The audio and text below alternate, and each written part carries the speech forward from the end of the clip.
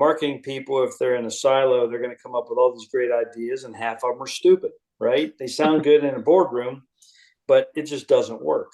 So we always reverse engineered it and put operating people in marketing, along with some marketing, talented people, and we were able to do that. You have found Authentic Business Adventures, the business program that brings you the struggle stories and triumphant successes of business owners across the land. Downloadable audio episodes can be found on the podcast link found at drawincustomers.com. We are locally underwritten by the Bank of Sun Prairie, as well as Calls on Call, Extraordinary Answering Service, and the Bold Business Book. And today we're welcoming / preparing to learn from Glenn Plumby, operations and marketing expert, former executive vice president and COO of Speedway convenience store chain, and author of a great book called A Charmed Life. So Glenn, how is it going today? Wonderful. Been looking forward to this, and it's been a great day.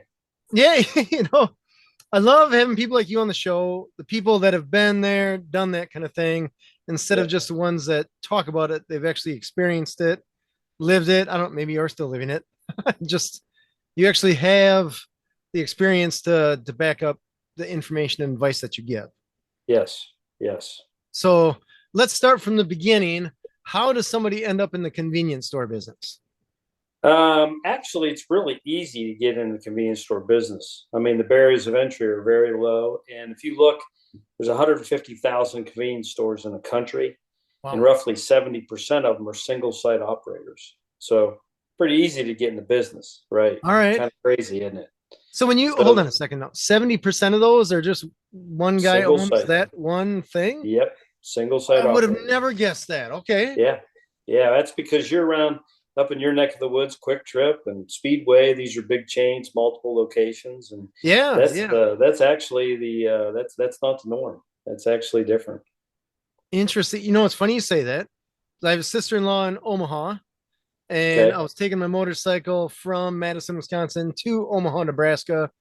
And I'm flying through Iowa, which Quick Trip. There's not. I saw Casey's General Stores. Yep. Casey's, and it made me miss Quick Trip so bad. Yeah. Because the Casey's are kind of beat up, dingy, and sparse. Yes. I remember staring at that fuel gauge going, I hope I can make it. As you're in the middle, it's corn and windmills. Yep. That's all it is. So it's interesting how we just get used to, we have gas stations every 10 feet here, but that's not necessarily the case all over the country. Dude, it's all based on population. Where you have population, you have gas stations. Yeah, I would have never guessed the 70% were just one person owned them. That is interesting. Okay. All right. So you were going into more information about the convenience store world before I interrupted you and bold surprise here. So I graduated from college, went to Miami University in Ohio, started with a company called Marathon Petroleum, and the subsidiary, the retail arm of Marathon Petroleum is Speedway. So spent 41 years with the combined between Marathon and Speedway. The last 30 were at Speedway, and absolutely loved the business. All right. Did about every chair there, and was very, very excited. So do you start just as the checker out guy? Typically, if you look in our business, I didn't start there, but we get a lot of people in college that start with us, taking money, and work their way up to an assistant manager, to a manager. And the money's pretty good for those people, especially for people that have a college degree. All right. But all the management level people above the store were all college degree people. And I've hired a ton of people. As a matter of fact, that's one of the reasons why I wrote the book is I've hired hundreds of college graduates, and roughly 30% of them are going to fail. It's not because they don't have the academic knowledge. It's just because they can't bring it to the real world, and they struggle. So the book is really meant to help what I call people that are transitioning from high school to college or college to the workforce, to be able to make them better understand how to use those academic talents in a real world environment. So that's really kind of why I wrote the book. That's cool. You know, it's interesting. You remind me of me. I was working with my kid this past weekend. We're running some wiring in the attic. He's 10 years old, and I'm trying to get him to understand just how stuff works Yep. around the house, under the hood, just stuff, right? Stuff that you're going to experience in life. Yep. Assuming that he's going to have a car someday. I don't know. Maybe they'll be flying by then. But at any rate, I wanted him to know like this is wiring, electricity goes through it. This is how we work it. He was getting so Yep. frustrated because he just wants to play baseball or soccer or basketball, some sports, just play with his buddies. Yep. I'm like, look, man, you got to know how to do this stuff, not because you're necessarily going to become an electrician, which if you want to, great, or Yep. because you get become a mechanic. You don't have to, but if you want to, great. It's Yep. so that when you have the stuff in the real world, you can actually talk from experience and knowledge instead of just trusting whoever it is that you're hiring or to even know what the problem is. Yep. A lot of people just Exactly right. don't even know how to change a tire. They Isn't can that afford a crazy? super fancy car, but they don't even know how to open the trunk. Yep. It's just a I, bizarre. Like, I can't have my kid be a moron. yep. I've hired people that had parents that did not have that belief. I imagine you have too. Absolutely. All the time. Yep. You You know, don't it's mean to. They funny. don't tell you that in the interview, right? Well, no, that's true. But you and I grew up in an age where you played all sports. You had homework every night, and if somebody gets you upset, you handled it face to face. Today, these kids they play one sport year round. They never have homework, and they hide behind their phone. And we have a 17-year-old son. And in my book, I quote by saying, generally speaking, teenage boys are pretty stupid, but if you get a group of them together, they're stupider. Oh yeah. And boy, that's so true. But I liked it better when you and I grew up versus what my son's going through today because it's not easy. It's hard. No, challenging time. Very It is. challenging. It really is.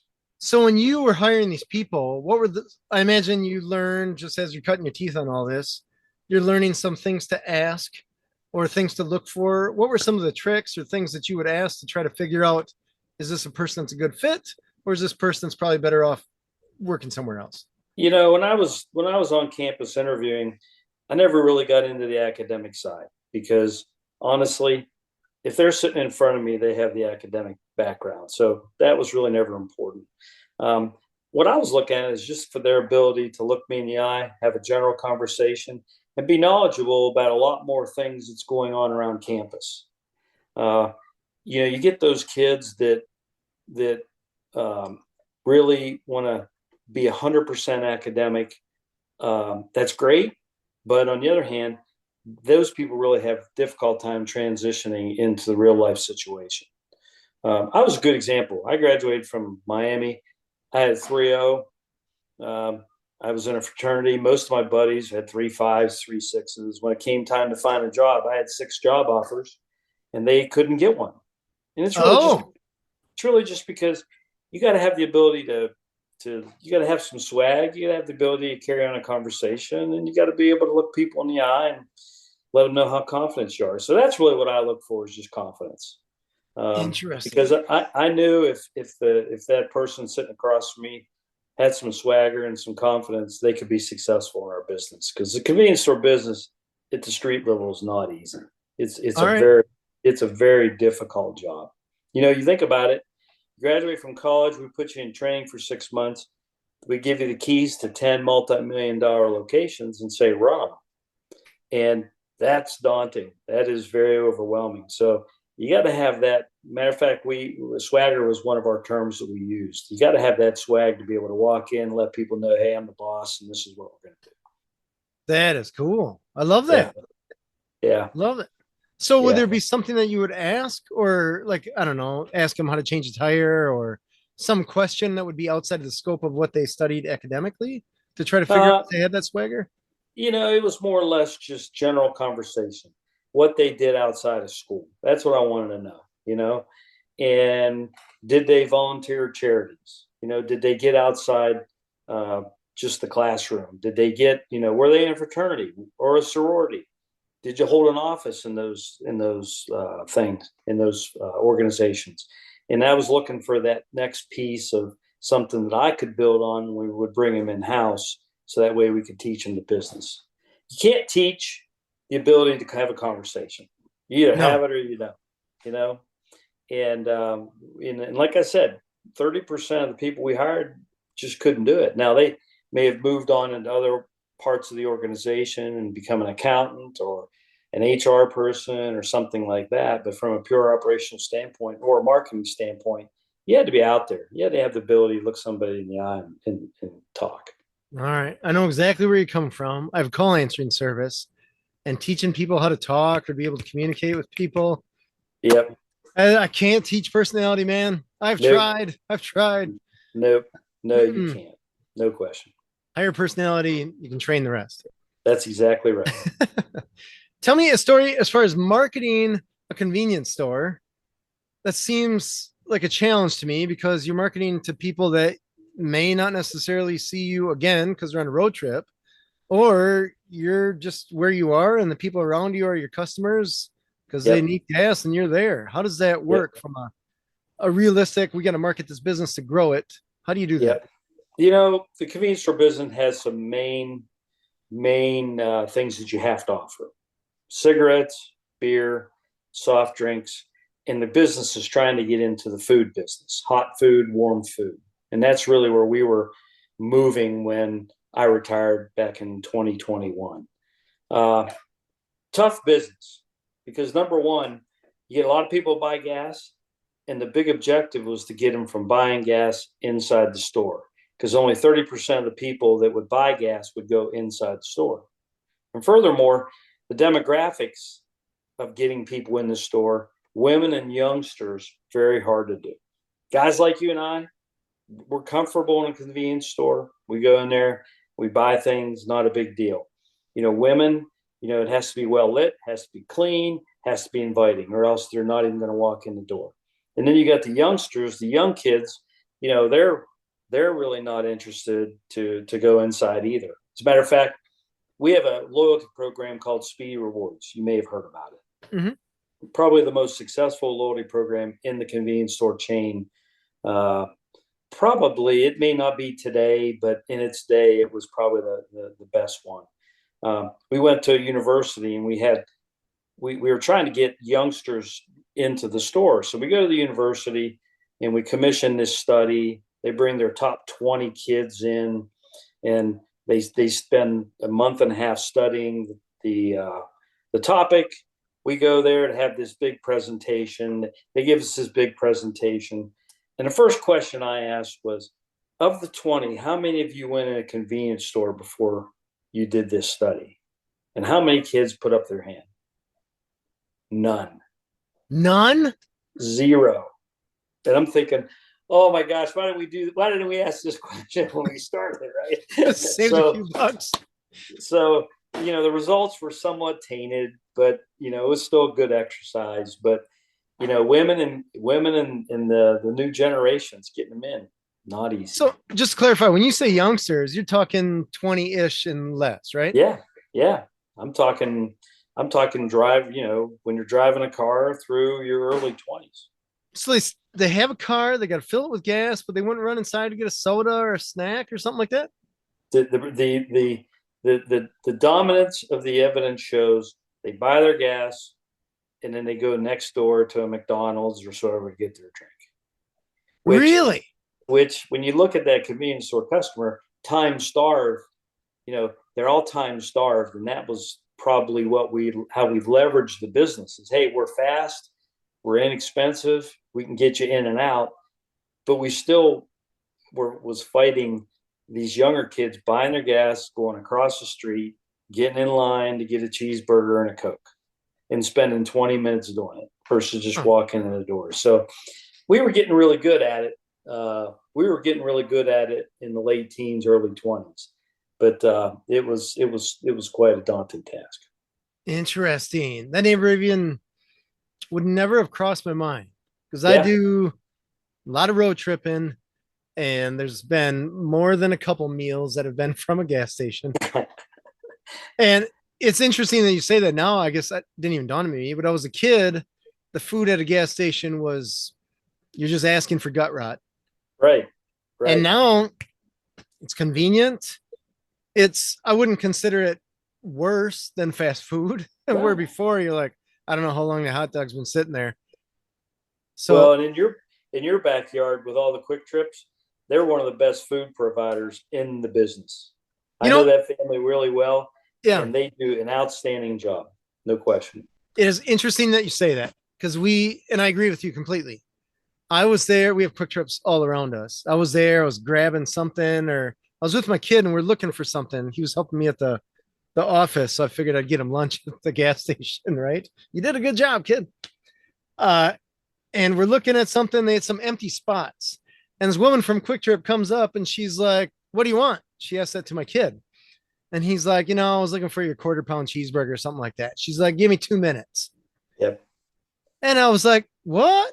And then I Yeah. realized she's the cook. Yeah. It's a gas station with a cook. Absolutely. I Absolutely. blew my mind. I just figured it was some lady that slapped stuff in the microwave. No, Dude. no, they have a kitchen and she's cooking it for him. And I was like, oh my gosh, Yeah. this is a whole different Crazy. game than when I was a kid. Whole It different is. game. But the getting those younger kids to understand that and try it. That's what we tried. That's what our big deal was, trial. We wanted to gain trial, All get right. people at least try one. And, we went over a fair percentage of those, but it was still a rough show. Interesting. Yeah, Quick Trip's been I would say from customer service aspect, what they offer. I don't want to say every time, but close every time I go in there and you just observe from a business standpoint to figure out what are they doing differently that other businesses are not. Yep. Is so interesting to watch. I'll give Yep. you a really quick example, which is one that you probably know the story a million times over. We used to live close to this BP gas station. I'm sure it had a name, but I just saw the BP sign on it. And it was probably owned by just some guy or some woman, who Yep. knows. One Yep. place, right off an exit of a 6 lane highway, which is an eighth of a mile off of a 6 lane interstate. So great spot for a gas station. They Yep. have probably 14 pumps. So we're there. We lived there for a decade. That place is there, and it's always kind of dingy. It had a Subway. The Subway closed up years ago. It's just kind of, it was never one that you would go to. You'd never make it a priority or anything like that. If you needed gas in Right. desperation, it was right there. Yep. Quick Trip opens up maybe an eighth mile down the road, so further away from the exits, further away from the interstate. They probably have 40 pumps. That place will be packed, and Yep. that BP is crickets. Yep. Crickets. And Yep. I'm just thinking, if I was that BP person, I would have been thinking like all we had to do was be nice. Yeah. Like, Yeah. what did That. we not do? Because Yep. location wise, the BP one is way better, way more Yep. convenient, closer right off the exit. Yep. But that Quick Trip is destroying them, Yep. destroying No, them. they So it's, they do a fantastic job. No yeah. question. So kudos to them because they raised the bar in a place or in a vertical that I Yes. feel that bar was pretty low. Yeah. I They still really remember have. going to the gas stations with my parents where you had to get the hubcap with the key to go to the bathroom outside. Oh yeah. Yep. Yeah. Yeah. No, there's still some of that out there too. It's pretty crazy. Yeah, I remember Yeah. asking my dad, why do we need a key? And he would Yeah. just tiptoe around answering that question. Yep. No question. So that's interesting. So tell me, how do you move up from marketing into executive vice president and then chief operating officer? You know, first of all, I have an accounting degree. Okay. Okay. So Miami University, I have an accounting degree, and never really liked accounting, but I knew I had to know the numbers, and that's really why I kind of got into it. So of my 41 years, I was only in accounting 4 years. Okay. And what I would suggest, the way to do that is, and it's important for young kids to know this. When you're looking at a company, you need to look at a company that was willing to put you in other disciplines. You can start a company, you can be in accounting for 41 years, or you can go to an organization whose track record is, let's have him in accounting, then we're going to put him in HR, then we're going to put him over here, then we're going to put him in operations. So what I always told young kids is trust the company you work for, sit in as many chairs as you can so you build your internal resume. And what I look for were kids that had multiple discipline experience, because I knew that they could be really good in operations. Same thing in marketing. I would say a very high percent of the people that we put in marketing came from operations because they come from the street. They really know what the customer wants. They know what, the marketing people, if they're in a silo, they're going to come up with all these great ideas, and half of them are stupid, right? They sound good in a boardroom, but it just doesn't work. So we always reverse engineered it and put operating people in marketing along with some marketing, talented people. And we were able to do that. So, I had a mentor. I was at Marathon Patrolling the first 11 years, and I had a mentor that I worked for at the time. He happened to be the CEO. He's the toughest guy I ever worked for. And he saw something in me, and he sent me down to the retail organization. So he sent me from Marathon to Speedway, and which didn't happen all that often. And I'll never forget, the president of Speedway also was a direct report of the CEO that I worked for. He wasn't happy about me coming down there. And I'll never forget, I went down there and I see him in the hallway. He comes up, shakes my hand, and he says, "Mr. Plumby, welcome to Speedway, but you weren't my choice." And he walked away. Ouch. That's how my career started at Speedway. So welcome. Yeah, welcome. So it worked out eventually. We respected each other's work. But, I had trust that the people that I worked for who put me in these different situations really helped me build my internal resume. So, I started from accounting, went into marketing. I ran marketing for 10 years. Then they put me in operations. I ran operations for 10 years. And then the last 5 years of my career, they combined operations and marketing together. And that was my role. But, it was really, really happened. And, I say it in my book, there's two things that I really live by. One, you treat people how you want to be treated. And, I live by that. And that's really important to me.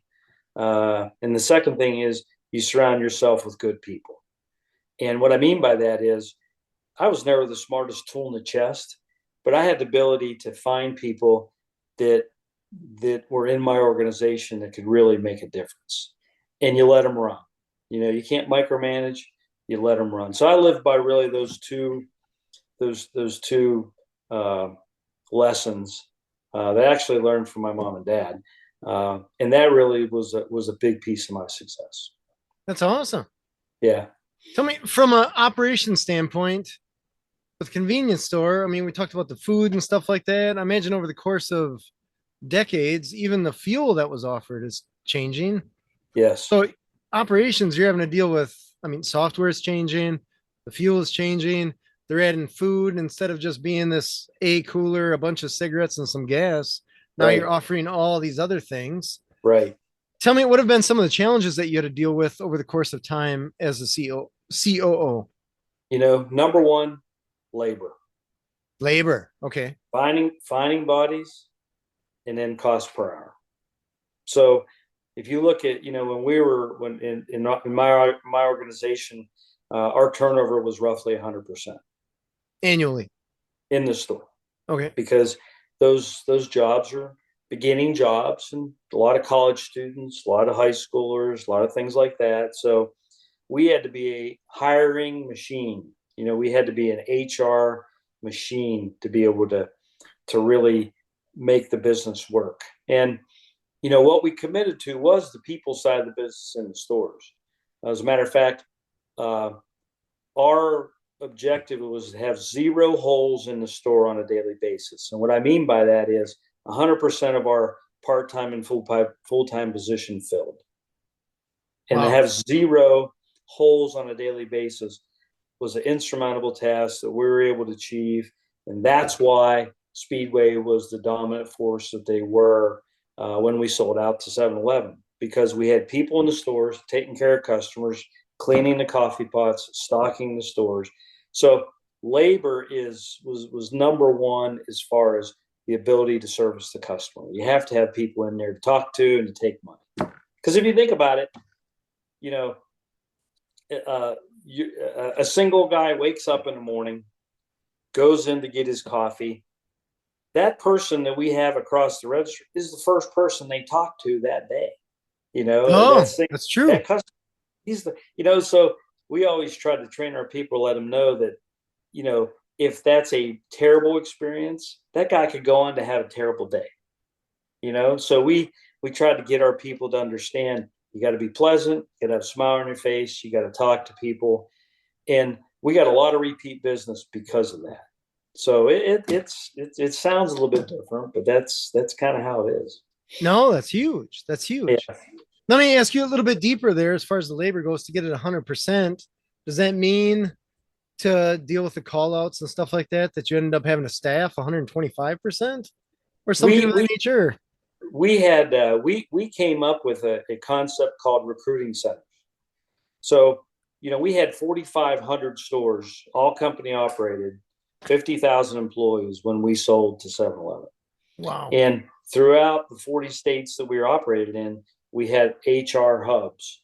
So if there was a call out, the first option was to see if somebody who may be part-time wanted more hours. And if that didn't work, the manager would simply call the recruiting center and they'd have a person there. So I would say we weren't at 125%, but every, what we call district, a district is 10 stores.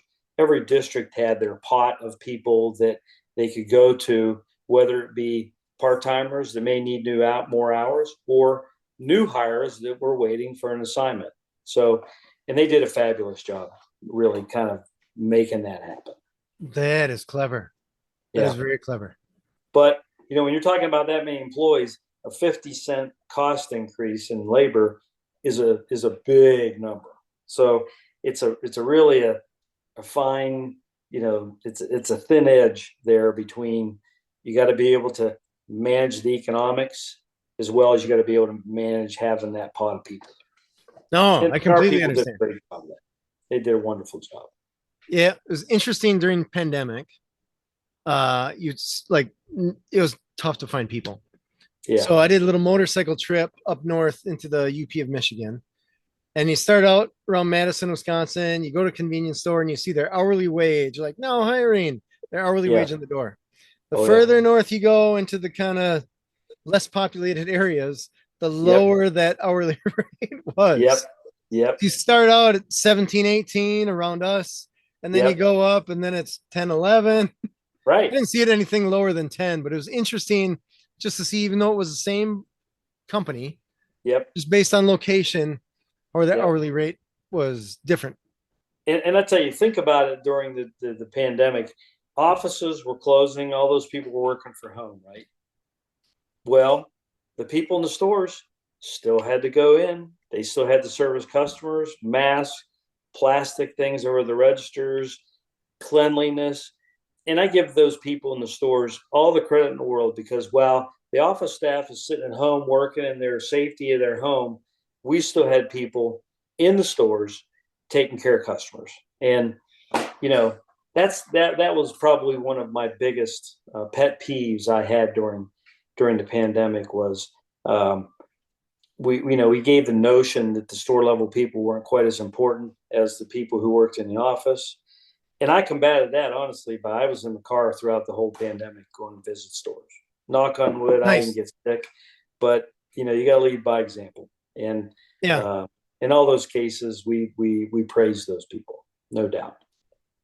Yeah, it's the frontline people that run the country. I always think of the janitor in The Breakfast Club, the movie where he's like, I am the eyes and ears of this institution. Right. Yep. So what inspired you to write a book? I mean, you got to retire. You can just sit on a beach and enjoy the rest of your life, all chilling and relaxing. But instead, you decided to write a book.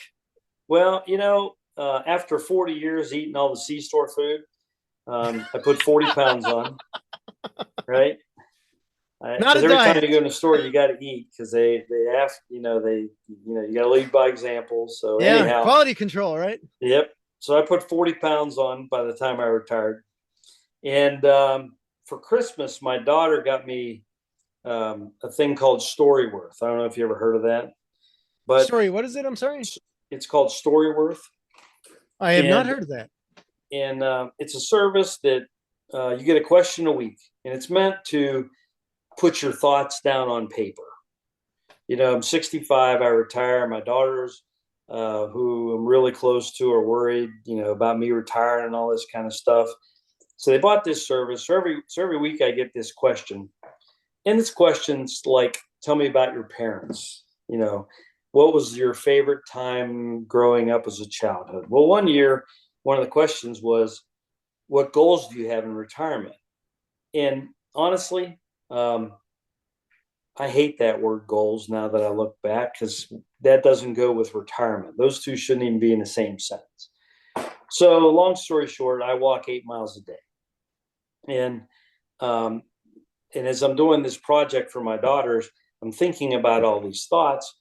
So I just decided to dictate into my phone um, some of these lessons, because that's what they wanted. They wanted to know more about me long term. When I'm not around, they can remember. So I dictate, the book into my phone, import into Grammarly, send it off to my daughters. They edit it, and lo and behold, it was pretty good. So I sent it out to some CPG companies. I wanted their input and got some really good reviews, but from them. So I decided to publish it. Writing a book was never a goal of mine. I don't even read a lot of books, but as I really look at it, the ability to help these young kids transition either from high school to college, college to work, and even workers into retirement is not an easy thing to do. And I thought this could help with that. So it's been a lot of fun. Nice. Tell me, Yeah. what is a CPG company? Like Coke, Pepsi, Altria, potato chip companies, cigarette companies. They call them CPG companies. Okay. So Yeah. you submitted what you wrote to some of the people that you knew in those industries?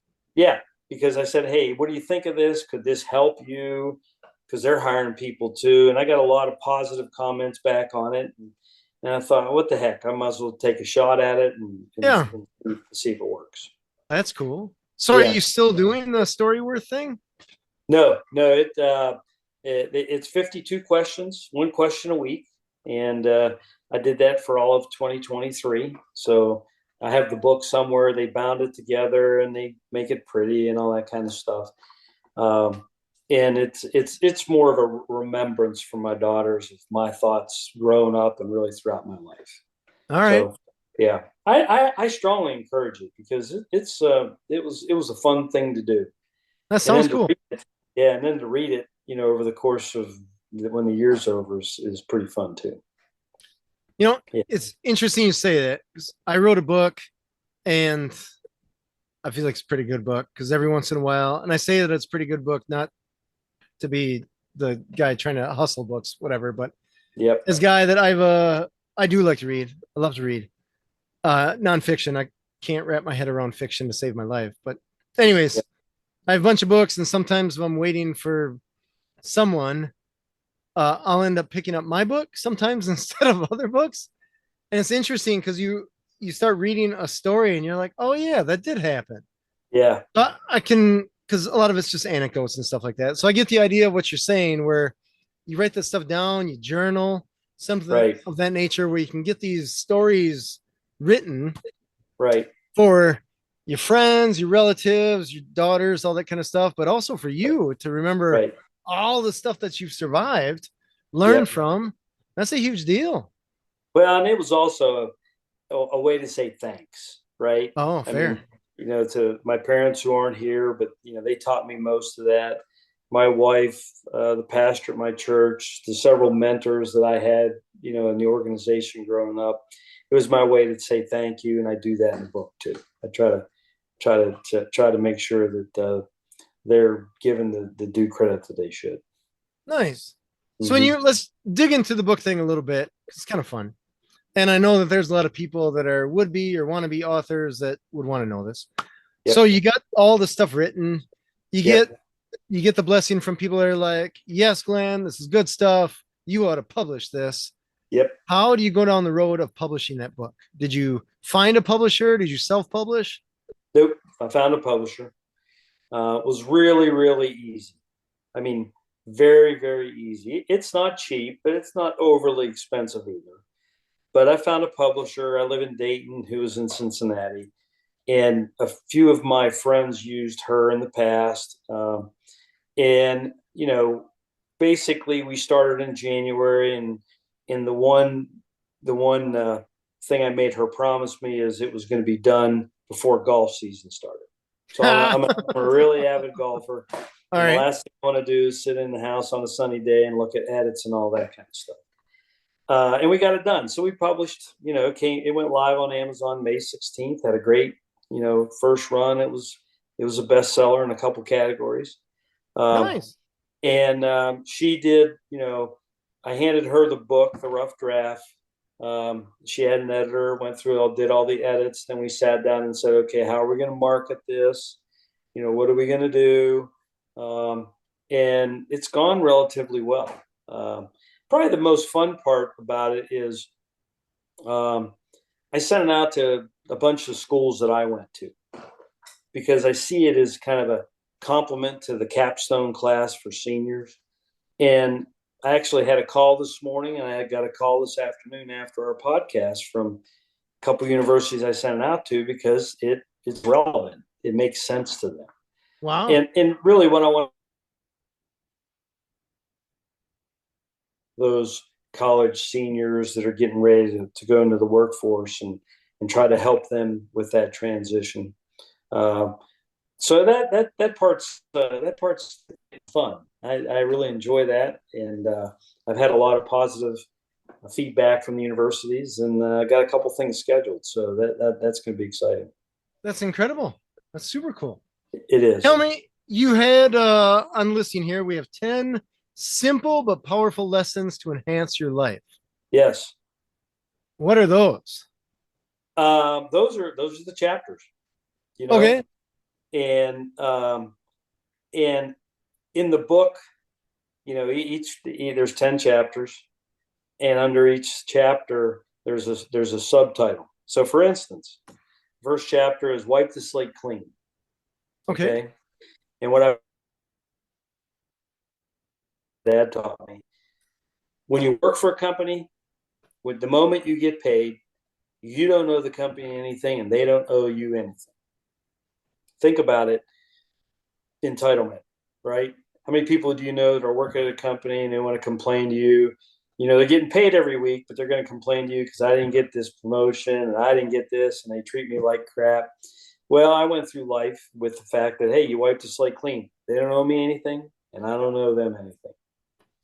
And in the subtitle of that is there's really no scorecard in business or a marriage.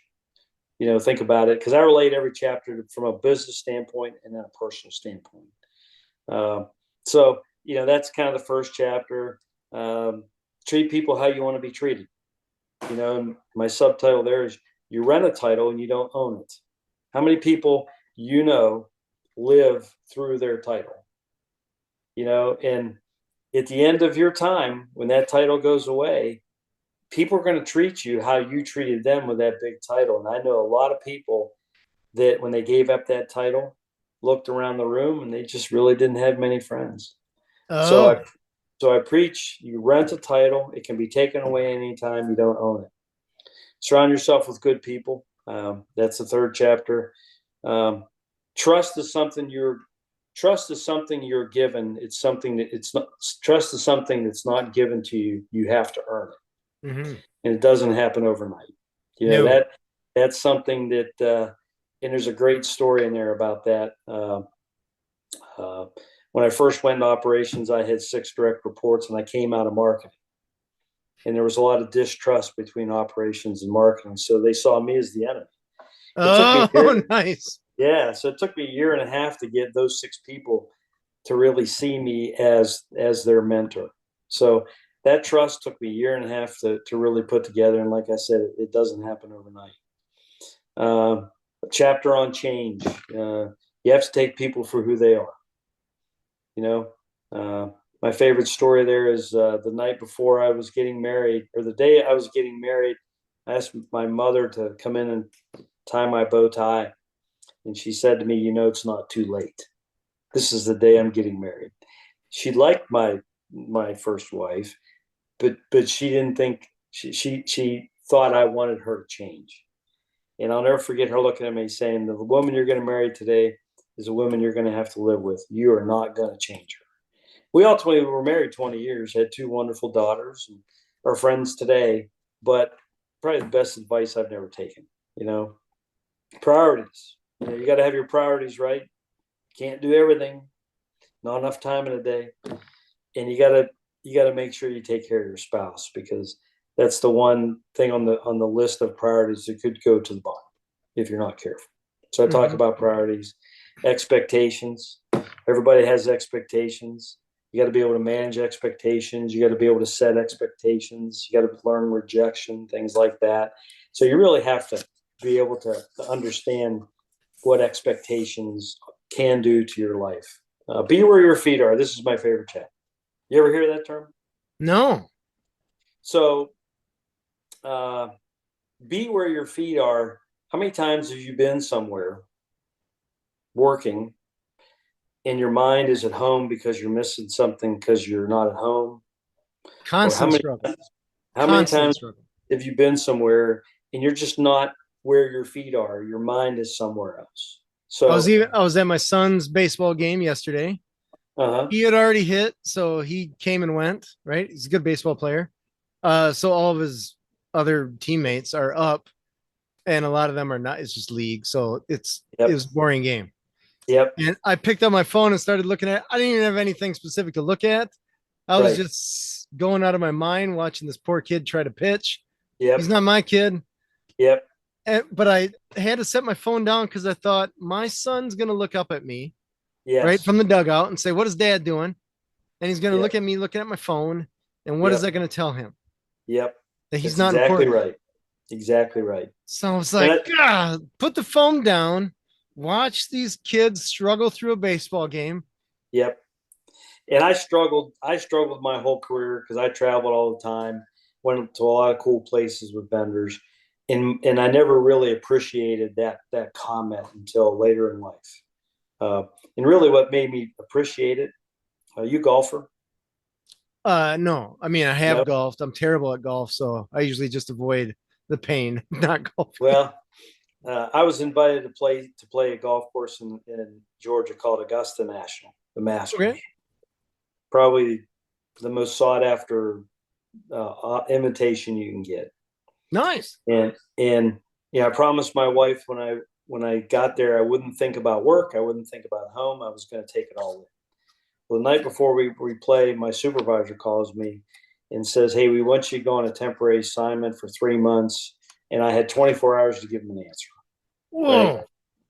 And I'll never forget. I'm sitting there and I'm thinking, I'm going to play the most awesome golf course tomorrow, and I got to think about this decision. And that was the point where I was able to put it out of my head, forget about it, and be where my feet were. And it was the most wonderful time that I ever had, because never once while I was playing that golf course did I think about the issue that was at hand. And from that time forward, I was always where my feet were. So, Nice. That's huge. yeah.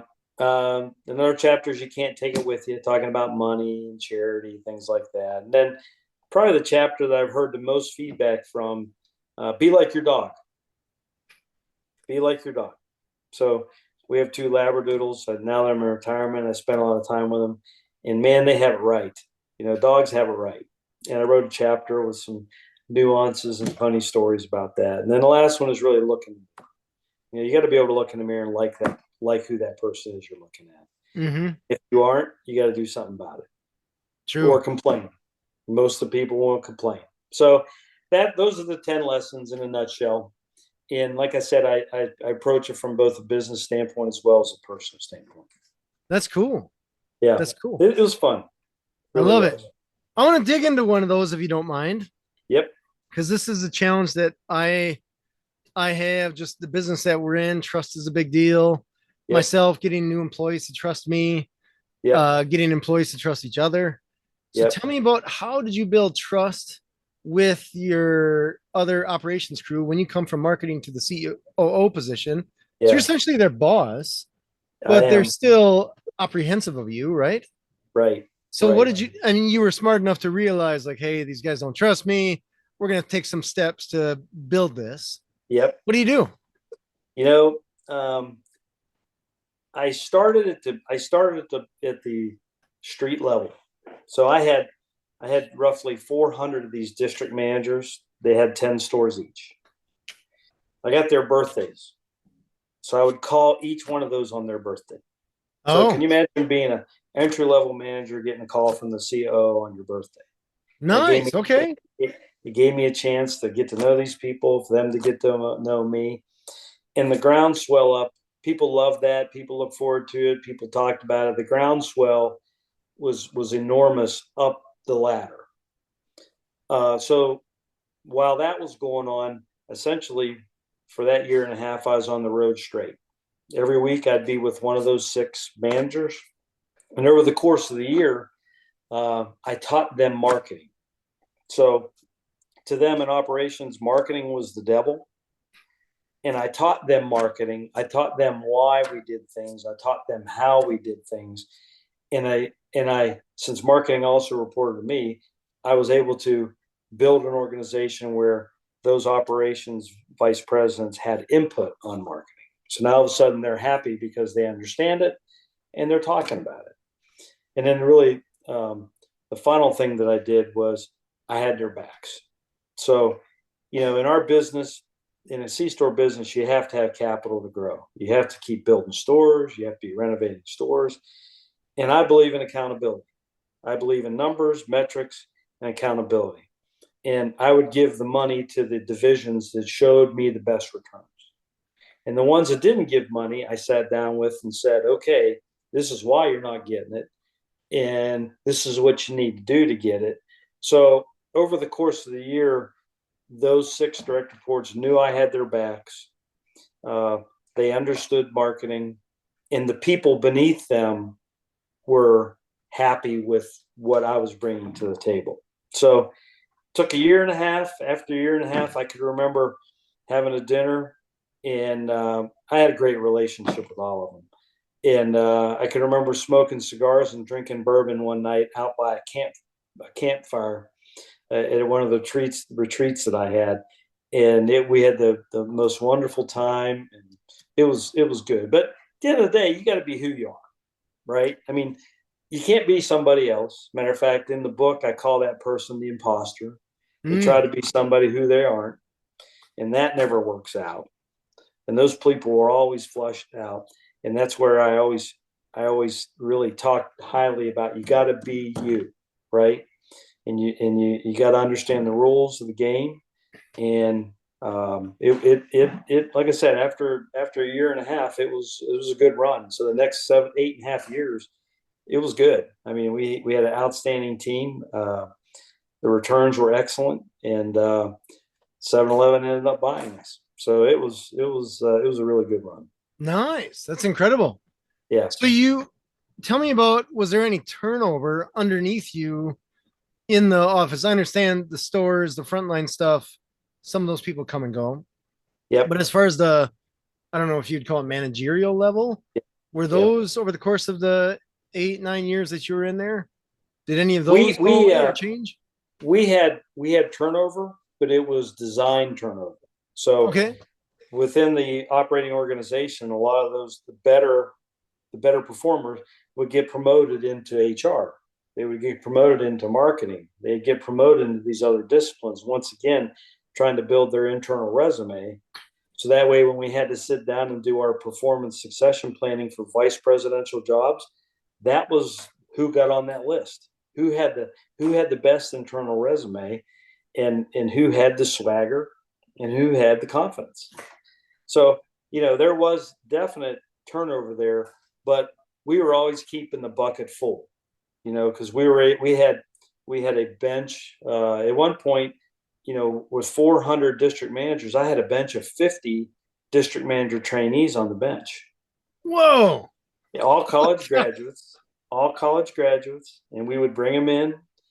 We would train them up, put them in temporary assignments, and then as we were moving people on, we put them into good roles. So it was really a lot of credit to our HR group and a lot of credit to our operations group, because the C-store business is all about hiring, disciplining, improving, and hopefully not firing, but there was some of that too.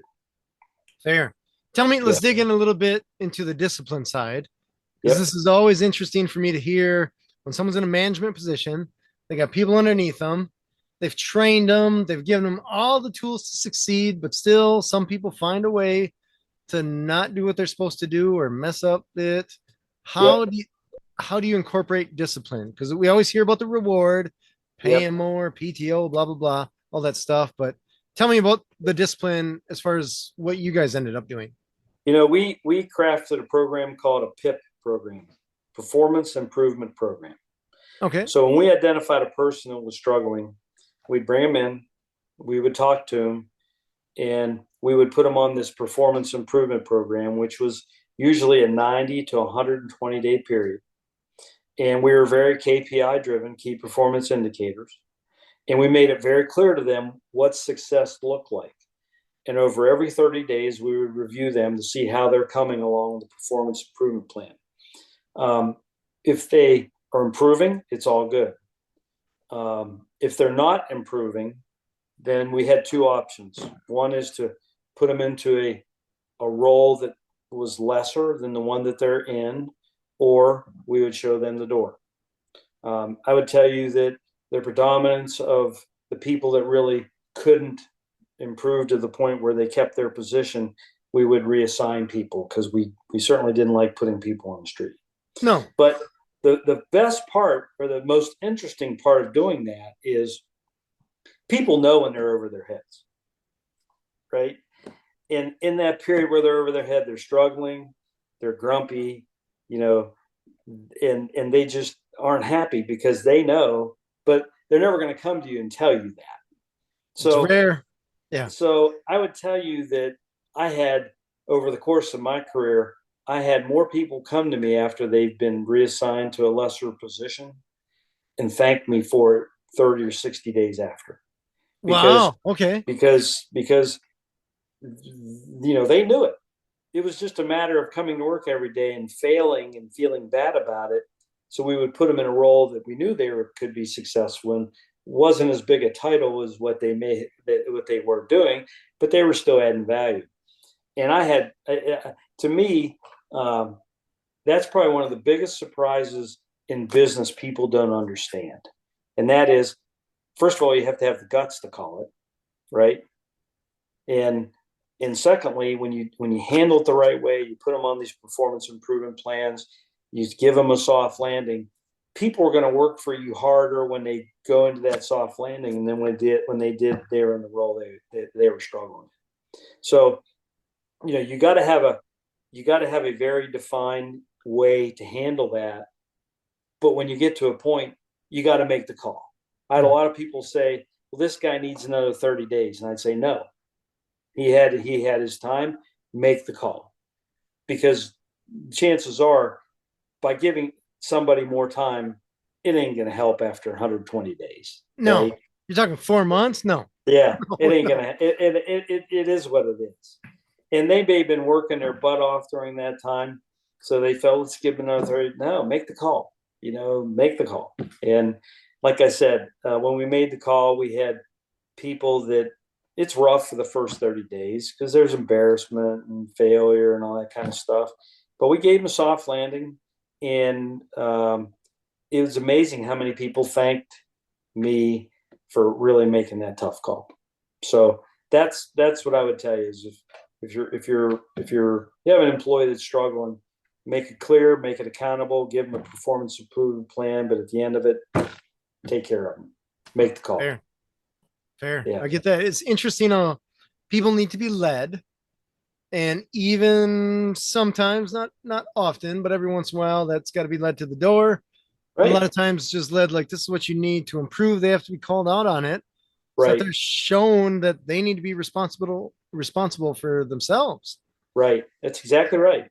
That's exactly. And when you live in a world of accountability, which is what the way our operations group was designed, the numbers are there.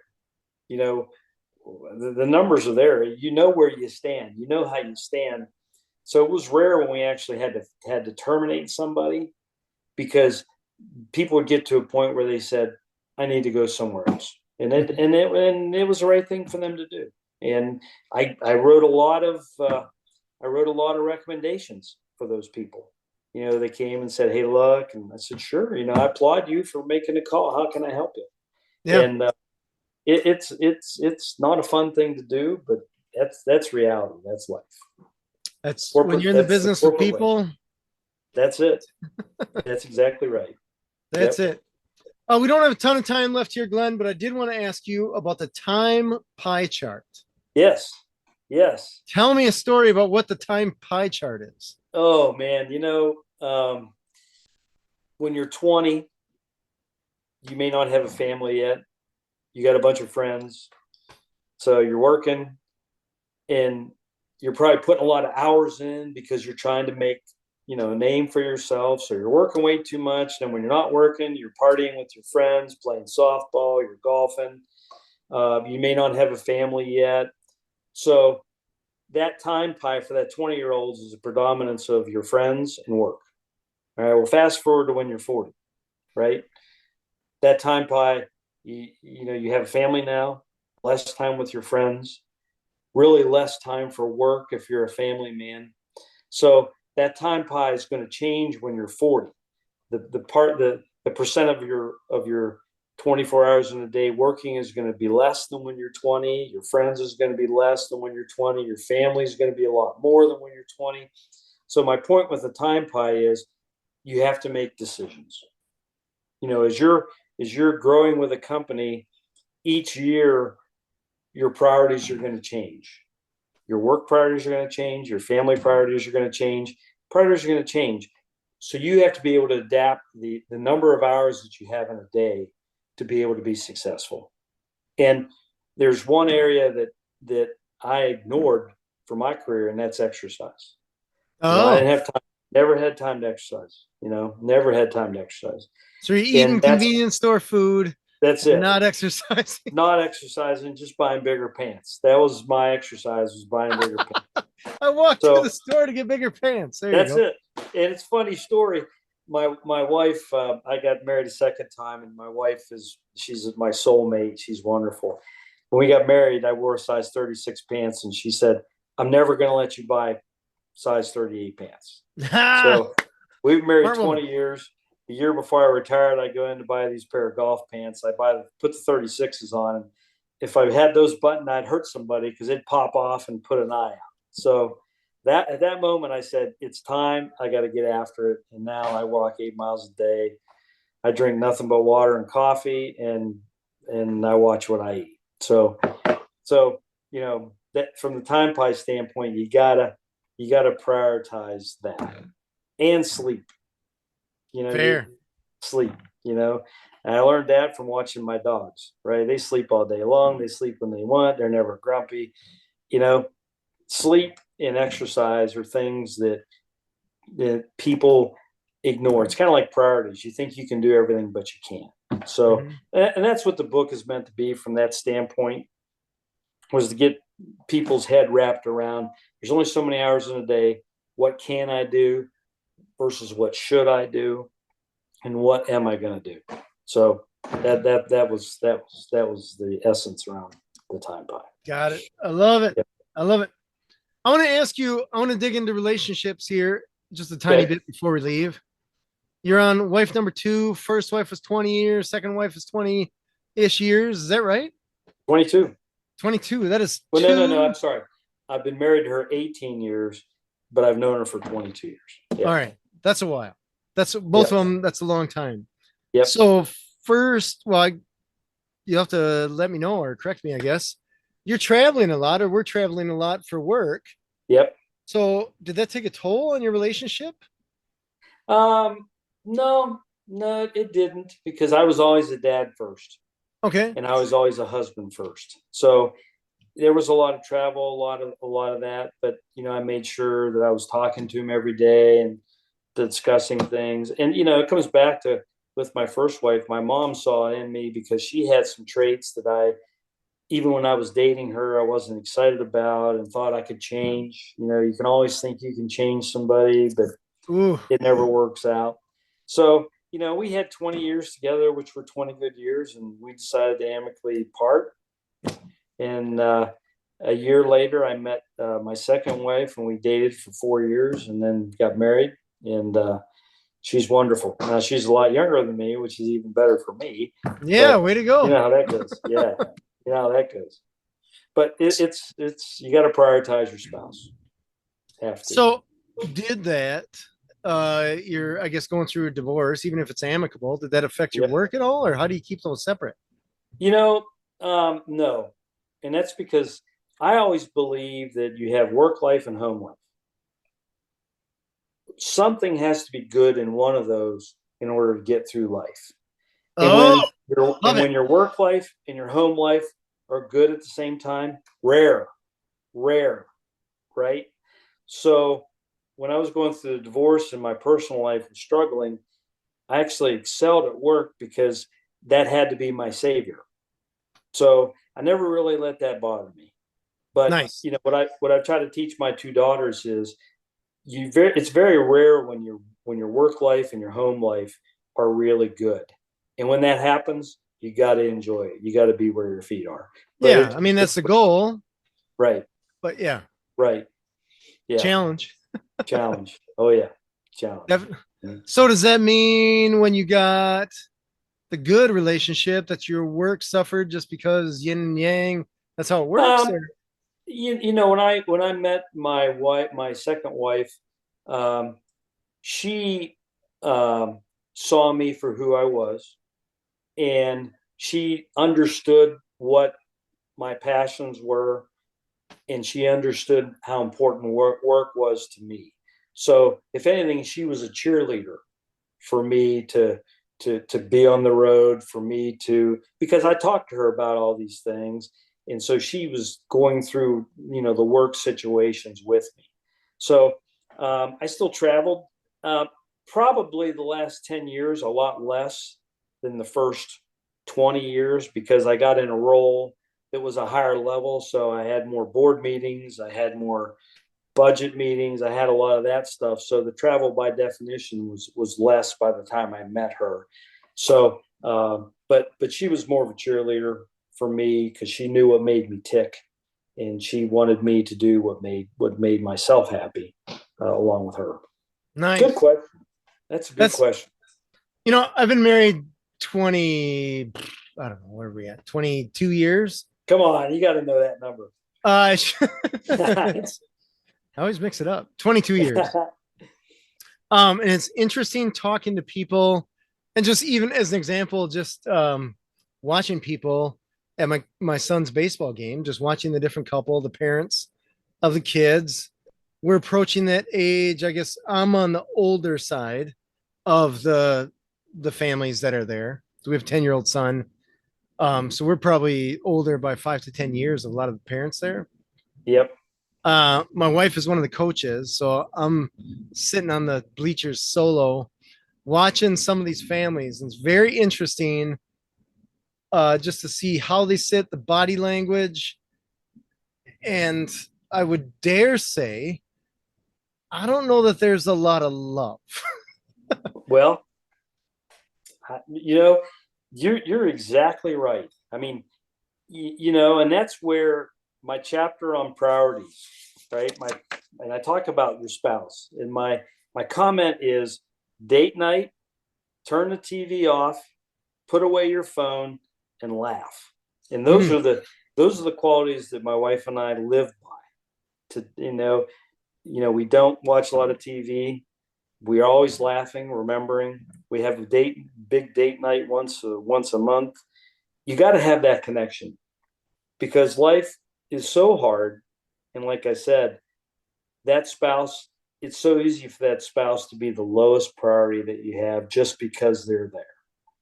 And Yeah. I really talk about that in the book because I don't want people to have to go through what I went through. But I think your observation is spot on, right? I mean, like a lot of these people they get home and they get in a room and they're watching TVs for 3 hours and never talking, right? And all of a sudden the kids go away and then they're empty nesters and it's like, who are you, right? I Yeah. mean, that's what you got to guard against. So, Yeah. My parents got divorced after 29 years, and I'm sure the last 20 out of that 29 were yep, probably not exactly honeymoon. yeah, Uh, so it's interesting. You watch some of those relationships that are close to me, and then you watch some of the people, just friends, and even people that I know, I don't just superficially, just because they have kids on sports teams or whatever. It's very interesting to stand back and watch. I don't just their position, their relationship with each other. No, it's right, rare that people say anything like, "Oh my gosh, I can't stand you" or anything, or right, anything of that nature. But it's definitely, I don't know. I guess you would say either people are taking their spouse for granted, or maybe they're just grown apart, or they're together for the convenience of the kid, or right, they don't even know how to navigate it, or maybe it's a right, financial thing. They're like, I don't want to go down right, that road. Who right. knows? Who knows? But I love talking to people. I mean, this is going to sound rude. I don't mean it to sound rude, I guess, against my spouse. I love talking to people that have been divorced, that have found another spouse, that they're like, okay, I made some mistakes with that one, or it didn't work Yep, out. Maybe they weren't even necessarily mistakes, yep. but they experience, chalk it up to experience, move on. They find the second partner and they're way happier, Oh, I tell you way that is, happier. and I've been married to her 18 years, and every day is like the first day, and it's just because we spend time together, we prioritize each other, and a lot of what you said goes into one of the things I wrote in the book, and that is you either let life guide you or you try to guide life, Mm. right? And there's a difference there. If you just let life guide you, then you get what you get, versus versus seeing what life's giving you and saying, okay, I need to make a change here in what I'm doing. I need to do this different. I need to do that different. And the results often are better. But people are so happy to complain about things versus do something about it Oh, that so true. you could sit on the couch and complain, right? I mean, that's easy. And I'm so glad to hear you say that. That that you sit and you look at people because that I do the same thing. And it's funny, I go to those games now, and people think that my son is my grandson. I get Oh, so many, I get so many questions. Is he your grandson? Because he's 17, I'm 65, all and I get but I mean it's more funny than it is anything. yeah. It's wonderful, It's really is. interesting because you wonder. I remember sitting in the bleachers, I'm talking with someone, and you realize that their spouse is sitting, I don't know, 30 feet from them. Right, right. Isn't that funny? And it's a That bizarre, I don't know. I mean, it is. Relationships are a fickle thing, yes, and they can be it's work, they are work. So I guess relationship of any kind, whether it's spouse, employee, whatever. So right, it's very right. interesting. Very It interesting. is. It is. Glenn, I appreciate you being on the show. How can people find you? Um, I have my email address is author Glenn Plumby at gmail.com. All right. Uh, the book's out there on Amazon, A Charm Life. Um, and I'd love to, if somebody feels as though I can add value to their organization, either bringing in new candidates or things like that, I'm certainly open to doing a lot of those things. Nice. Uh, So you do and a little bit of consulting. yes, yes, yes. Okay. When I retired, I said I'm not going to retire to get on to take another job. So I played golf for 2 years, chased my wife and my son and my two daughters for 2 years. In this book, there's starting to be some commitments again. I think that's good. I don't know. I kind of like being retired, but I'm certainly open to do consulting and that kind of stuff. I've turned down a lot of things in the convenience store business because I just really wanted to be retired. But Fair. uh, but I really enjoy the business, no question. No, that is so interesting you say that, because I guess I was just talking to another business owner 2 days ago about retirement and how we have this picture. You're almost kind of fed this story that you work your ass off, you save a bunch of money so that one day you don't have to work. And I have a very hard time even imagining myself not working, not because I need to, but more because it's pretty fun. Yeah. I don't But you know what? I don't Let me mind it. tell you, let me tell you something. Uh, I don't miss anything about work. I miss the people. All right. But what I do is I'm the guy that I have to have things to look forward to. So I'm the guy that's setting up golf outings. I'm the guy that's setting up dinners with friends. And as long as my calendar in the next 90 days looks good, I'm a happy camper. Oh, I It's love those it. people that retire and forget about their calendar that would drive me crazy. But it's really important that you look forward and continue to talk to people, make friends. I learned during the pandemic, I read every week you should text 5 people you haven't heard from during the pandemic. Oh, So I started doing that, and I've continued to do that. And wow. people are doing it back to me. And it's just that notion of staying connected. Yeah, And when you're retired, you have to stay connected. You I have love to. it. Yeah. I love it. So Glenn, that is awesome. I don't know if I've had a show where I have had this much diversity of good advice. I've had or shows, I've BS. had great guests on the show, phenomenal guests on the show. So you're in good company. And they've all had their focus that they're very good at. Can share Yeah. real estate, investing. I mean, insert profession here. They do really well at. But Glenn, you are a very well-rounded individual. I love it. That's what I'm aiming for with my kid, to try to get him diversity in skills and experience and knowledge. So I love it. Well, there it is, a charm life. So that's actually the picture of. We have a house in Georgia. That's actually the picture off my back porch. Well, So it that's doesn't my hurt. serenity.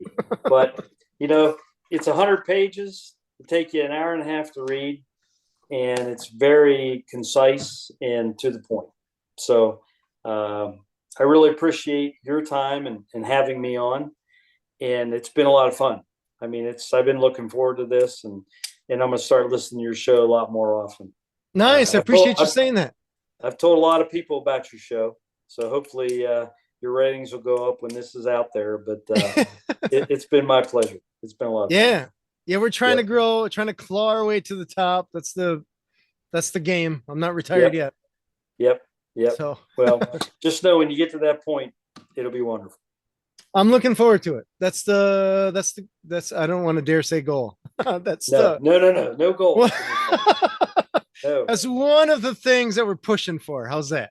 There you go. That sounds right. So yeah, I can't even imagine stopping doing this podcast. Even if there were no listeners, I gain more education and talking with great guests like you, just more knowledge, more insights, more things that I never even thought of. So I love doing the show. Love it. Yep. Well, I can tell. And trust me, you'll never have no one listening, because I'll be your biggest fan. I love it. I appreciate it. Thank you, Glenn. All right. This has been Authentic Business Adventures, the business program that brings you the struggle stories and triumphant successes of business owners across the land. My name is James Kademan, and Authentic Business Adventures is brought to you by Calls on Call, offering call answering and reception of services for service businesses across the country, on the web at callsoncall.com. And of course, the Bold Business Book, a book for the entrepreneur and all of us, available wherever fine books are sold. We'd like to thank you, our wonderful listeners, as well as our guest, Glenn Plumby, operations and marketing expert. This is a crazy awesome list. I love this. Former executive VP and COO of a major convenience store chain, as well as author of A Charmed Life. Glenn, can you tell us through your email address again one more time? Author. It's spell out the word author. Glenn Plumby @gmail.com. I love it. And then the book is available. Amazon. It's out there on Amazon. You can get an e-copy or you can get a hard copy. Awesome. Love it. Past episodes can be found morning, noon, and night. This link found at drawIncustomers.com. Thank you for listening. We will see you next week. I want you to stay awesome. And if you do nothing else, enjoy your business.